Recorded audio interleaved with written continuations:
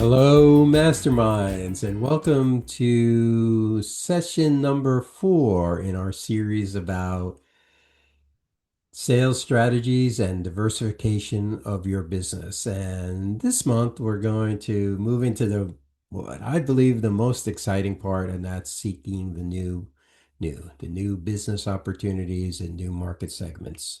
So let's start off with revisiting where we left off in our previous month's session, and we discussed a strategy and a plan to start business diversification within your current client base. Start simple, ask them some questions. We talked about some methods of doing that.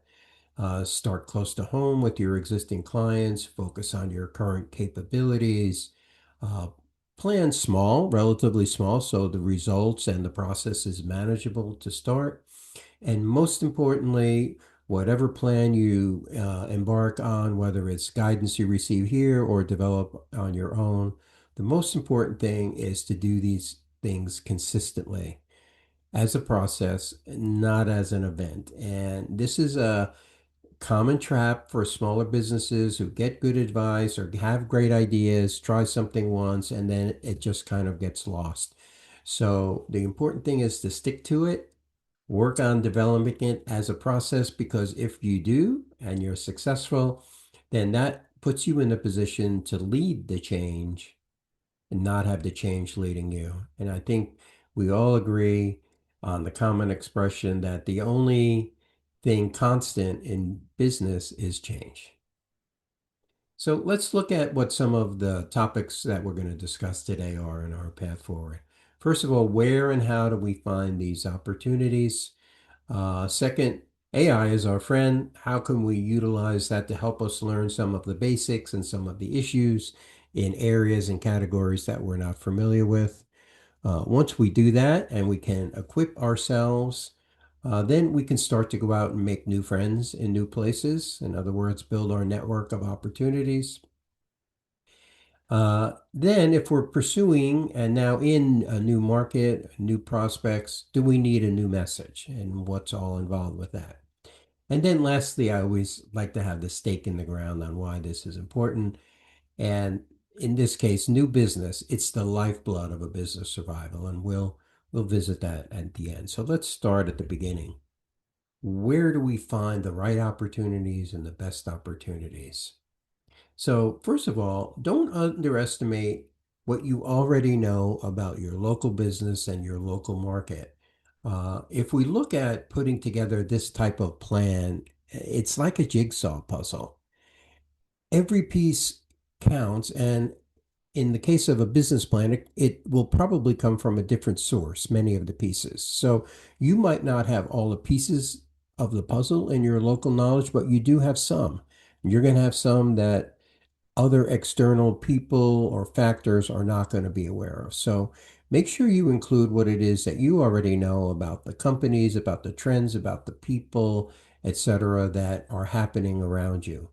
Uh, there's, externally, there are many industry studies and publications. You may subscribe to some, you may subscribe to none. You might have friends who do and might be willing to share. You can ask and lean on your vendors or suppliers to help you with some of that. Some of them are available in the public domain, excerpts of them. Either way, find what you can that's available or someone is willing to help you with or share. And that will again be a bunch of pieces for the puzzle. Now look to the people that you know, your peers, your employees, and industry experts that are in your network. The most untapped one there typically is your employees. You might be surprised until you ask them how much they know about the packaging business or promotional products or signage or direct mail or something. Maybe could be from previous time in their career, but make sure you unlock whatever is closest to you, uh, fellow masterminds, etc.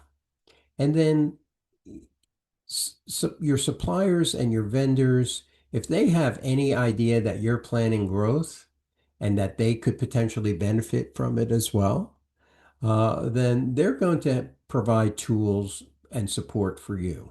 In many cases, they sponsor a lot of these issues or a lot of other events that we'll touch on that in a minute. But your vendors and suppliers want to see you grow, even if for no other reason but their own selfish interest. But it doesn't matter. In this case, you're looking for resources, you're looking for pieces of the puzzle, and they do have some of them for you and can help you. Then, of course, let's use your everyday tools, right? And we're doing this. The objective here is not to become a subject matter expert. I mean, obviously that takes time, right? But what you need to be is fluent. You need to understand what the basic issues are that these prospects and opportunities and other businesses, what is it that they face? You understand that most likely with many of your existing clients, but these people are going to be new. Their issues are going to be different. So you want to understand the basics, the issues, and the challenges that they face, and some of the surrounding, demographic and industry related information. So seek and find the terminology that they use in addition to the issues. How do they describe things? What are some important terms for in packaging? They never say pages, right? For example, and then develop questions from what it is that you learn from the data that you accumulate, because this is going to help you start and to have some dialogue to be able to approach people and learn more about the opportunities. So in this case, I thought it would be helpful to give some specific examples. And again, these are just examples. I happen to use ChatGPT Plus, but of course, any of the apps, they're all going to work most likely equally as well. So here's a few specific questions, actual ones that I've used to find this type of information. So first one, what are the most important issues facing brands regarding their packaging of their products for businesses or consumers, right? Two different things there, right? And I'm always very specific with Chat GPT. I want bulleted highlights. I want parents concierge level. This is something that through my questioning I learned as a way to skip over getting too simple of an answer. And I want executive highlights. So this more specific I am, the better the results I get. So I'm adding that as in case you're not doing anything specific like that. What are some of the key trends in printed signage? This one I left open because it's a bigger topic, and I got some great results back on that one. Why are corporate marketing teams returning to print, including direct mail? Again, I'm very specific in what I'm looking for, bulleted highlights, effectiveness data, ROI data. Give me the concierge level and an executive summary. How are online retailers using print to attract new business? And again, I'm very specific in what I'm looking for. These are some examples. They're good examples. You get some good data. Just get it started, whatever it is you're looking for, and then you'll be able to figure out the next steps from there.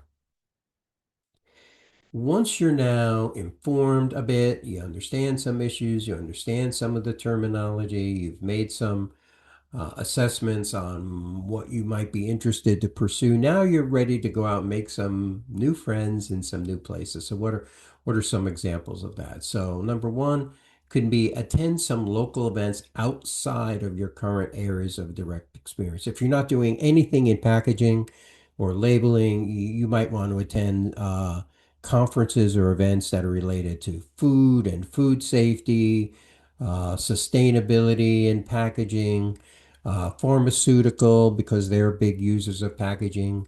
A lot in the area of food, obviously, candy is a good one. Coffee and beverages, but look for those types of local events where the people who are attending, the people that are being attracted, are ultimately your potential prospects. And then the people who are sponsoring, and if it's some type of an event with tabletops or something else, the people who are there displaying or sponsoring, they're going to be the ones targeting that group. So I don't think you have to do that as a first step.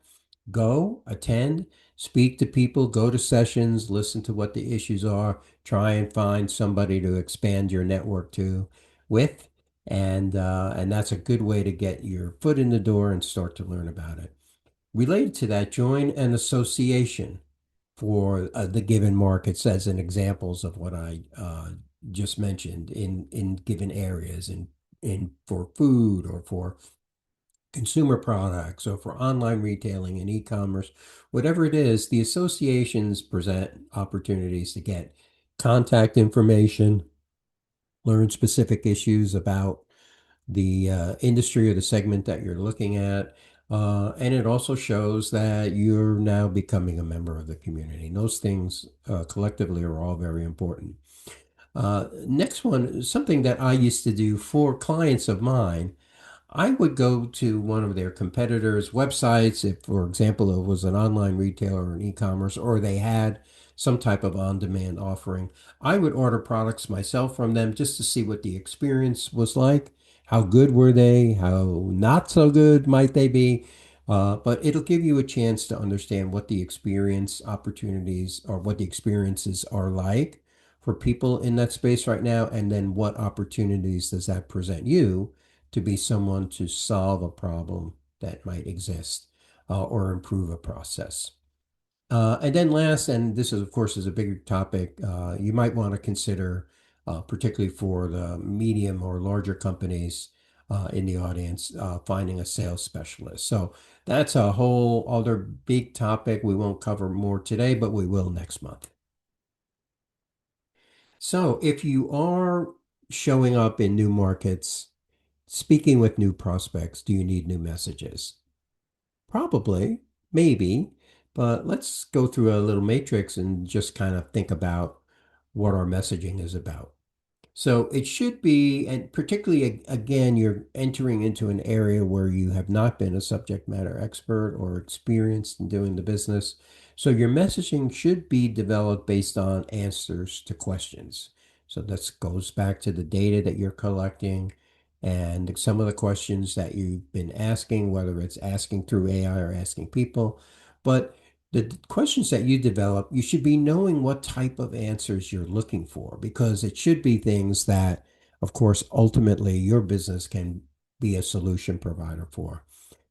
Once you do know that, utilize these questions in every form of communication that you have today.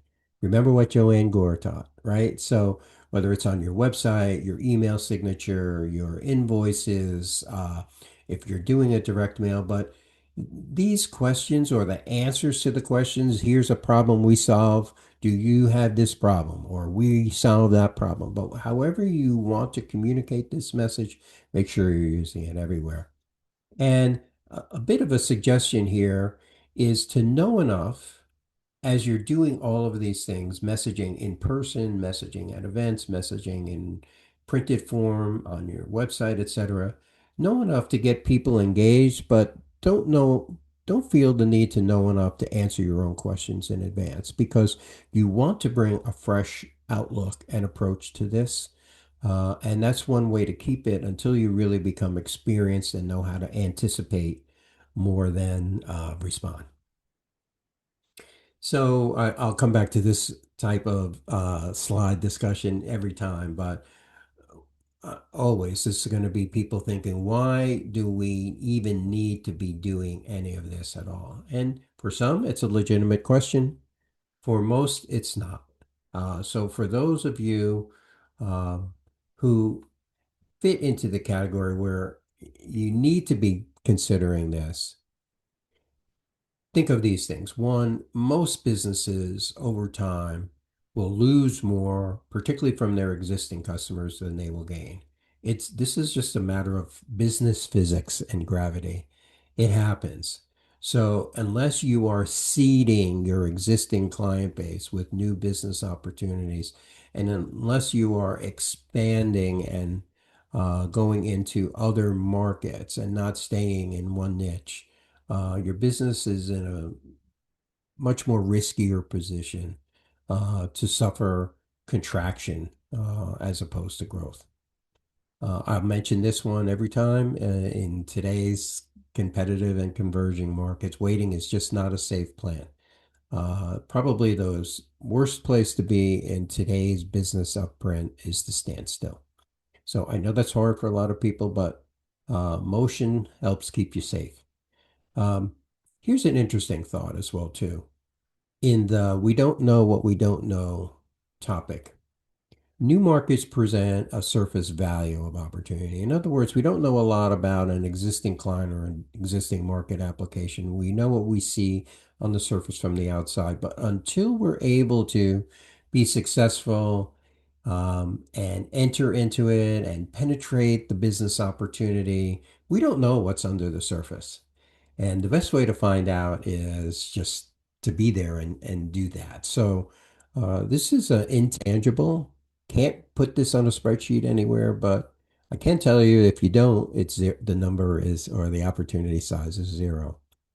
And then lastly, whether you desire longevity of the business, for yourself as a career if you're young, for as a succession plan if you have children and family already and are thinking about that, or even if you plan to grow the business and sell the business, either or any of those, whoever is going to be looking at and taking over as a next generation or a next owner, they're going to look, one of the main things they're going to look at is the growth of the business, the customer volume, not the revenue volume, but the customer volume, meaning is there only a handful of customers? Is there only one that accounts for too large of a share, or only a handful that account for a share of the business? Are they all in one box or one segment or one niche?